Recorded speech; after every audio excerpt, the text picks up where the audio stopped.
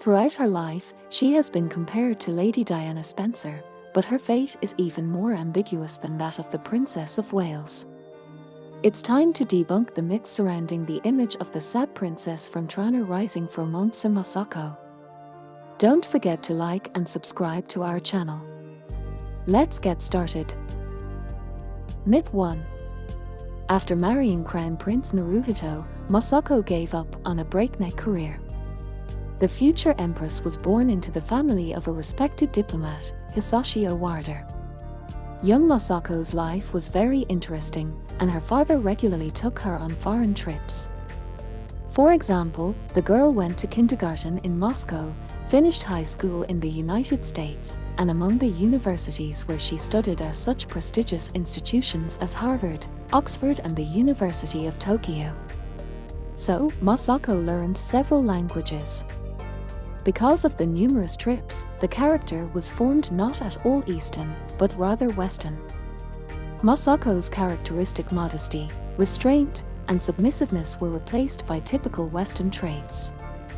Back in high school, for example, the girl organized a women's softball team, a revolutionary decision in Japan in every sense, because in those years the sport was considered an exclusively male occupation. It is not surprising that journalists like Masako so much, and of course many people wanted her to modernize the Japanese monarchy with her views, making it more open to the rest of the world. They were also fascinated by the fact that Masako was a successful diplomat in the past. But is this really the case? Reality. All her life, Masako was an ordinary employee of the Japanese Foreign Ministry, who never had any special achievements. Yes, in 1987, Masako Owada really got into the Japanese Foreign Ministry, from the first time, which only 5% of the lucky ones manage.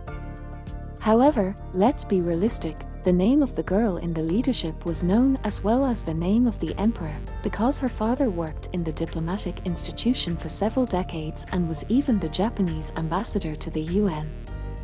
And given the respect with which the Japanese treat family ties, it is simply impossible to imagine that the daughter of a respected employee will be left without a position. In addition, the girl was hired as an intern. One of her duties was to entertain guests. Especially for this purpose, the girl attended cooking courses to impress visitors with the variety of national cuisine.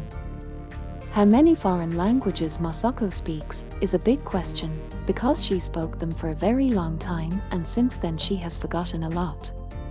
There was no place to practice. For 6 years of service in the foreign ministry, the girl was not taken on any foreign trip.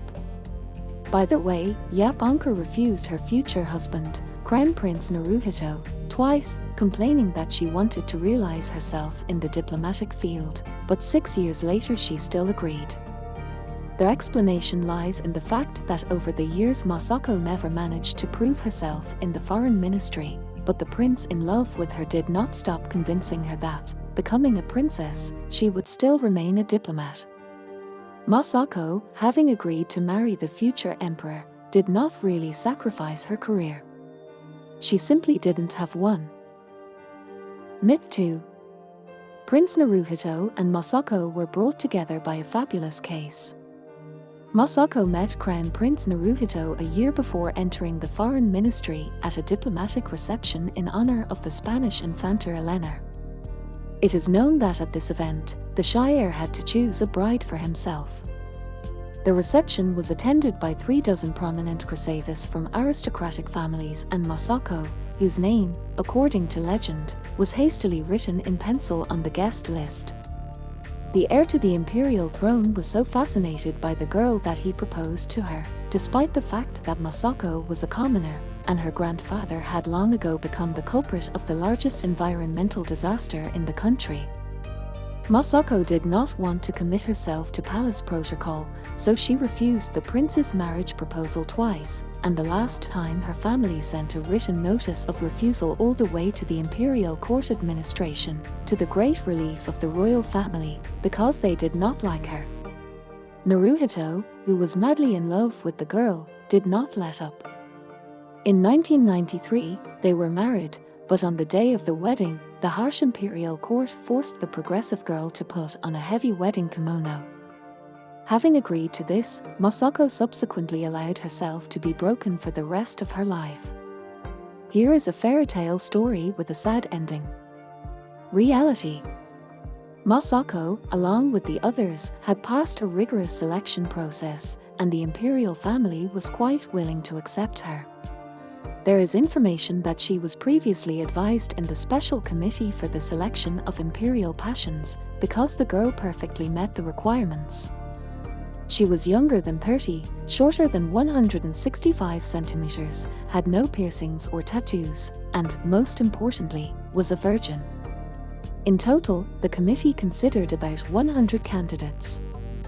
The version that Masako did not suspect the true purpose of that reception is not believed. On the day of the wedding, the imperial court actually forced Masako to follow tradition and wear an ancient kimono to a private ceremony. On the day of the civil wedding, she and Naruhito were allowed to change their clothes, so that in front of the people, the prince's wife rode in an open carriage, just like a European princess, dressed in a white wedding dress and with a diamond tiara on her head. Myth 3. Freedom-loving Masako became a hostage to the chrysanthemum throne. Masako joined the Japanese imperial family. The people took her with adoration, always in fashionable costumes. She seemed to be the epitome of the new time, capable of changing the monarchy for the better. But time passed, the monarchy did not change, but the young smiling Masako disappeared before our eyes. Public appearances were becoming less frequent, and the press reports that the princess was being held breathlessly waiting for an heir became more frequent. Masako did not get pregnant for a long time. The first pregnancy ended in a miscarriage, and 8 years later the crown princess gave birth to a girl, Princess Aiko, who by law had no right to inherit the throne. The woman categorically refused to give birth to a second child. The fact is that from the first year of marriage, the freedom-loving princess began to have constant depressions, which only deepened from the pressure from the imperial palace about the heir. In the end, the woman developed a syndrome of reduced adaptation to the world around her, and because of this, the princess missed most of the mandatory events. The situation was compounded by the fact that she was forbidden to travel independently, have her own opinion, and even communicate with her parents without informing the court. Reality. Masako expected privileges, but she didn't want to be a king. The life of a princess, and even more so of an empress, is not only an army of servants and family jewels. This is a huge effort to maintain the image of the symbol of the nation, and the future wife of the crown prince, with her experience in power circles, should have understood this. Japanese monarchs, always courteous and reserved of course, were not happy with the individualist Masako, but still, despite many speculations, the girl was accepted. She wanted more freedom, and she got it regularly.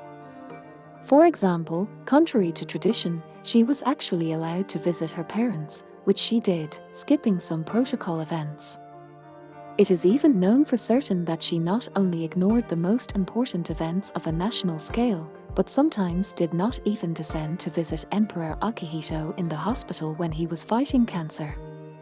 Instead, Masako preferred to go to resorts and spend millions on luxury goods in stores. The imperial court was indeed overly pushy about the birth of an heir, but after the birth of Princess Aiko, Masako did not press for a second child. Doctors, the imperial household administration, and even Empress Michiko herself expressed their concern about the crown princess' condition. With requests to leave his wife alone in the press, Prince Naruhito also spoke, who strongly emphasized that he was not going to make a choice between the second child and the health of his wife. But the princess obviously did not need the support of her family. She was more interested in treating depression at expensive resorts, restaurants, and shops. She often ignored the rules of etiquette, did not bow to her elders, and restricted her daughter's communication with others and members of the imperial family. The fourth myth. For her impeccable sense of style and manners, Masako received the unofficial title of Japanese Diana. Perhaps the main thing that journalists loved Masako for is her style. Dresses and accessories from the most luxury brands, always a big smile and ignoring protocol. In the first years of her marriage, the Japanese princess really reminded many of Diana Spencer. But soon, under the pressure of the same palace protocol, the princess abruptly had to change herself. Elegant outfits from European couturiers replaced traditional Japanese kimonos. Her smile began to seem too tight to everyone, and her eyes became sad and lifeless. Western fans of Masako were quick to compare her broken fate with the sad fate of Princess Diana and blame all the sins of the imperial family. Reality: Masako very soon ceased to be a model of Japanese beauty.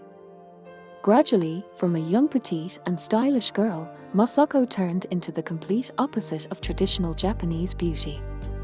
She gradually gained weight, her skin and complexion deteriorated, and her teeth turned yellow.